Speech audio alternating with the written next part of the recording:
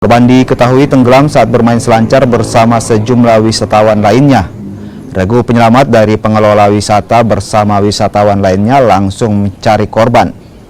Diduga saat korban terseret arus ombak dan terjerat di tali tanaman rumput laut milik warga. Meski polisi telah membawa korban ke puskesmas untuk mendapatkan pertolongan, namun nyawa korban tidak dapat tertolong. Kini jenazah pria berusia 61 tahun ini telah dibawa ke Rumah Sakit Bayangkara untuk diserahkan kepada pihak keluarga atau dari pihak kedutaan Tiongkok. Peristiwa kecelakaan laut yang dialami oleh wisatawan asing berkeluarga negaraan Tiongkok. Kecelakaan pada saat surfing. Melakukan surfing dunia. Mereka resmi sebagai turis, wisatawan bukan menetap di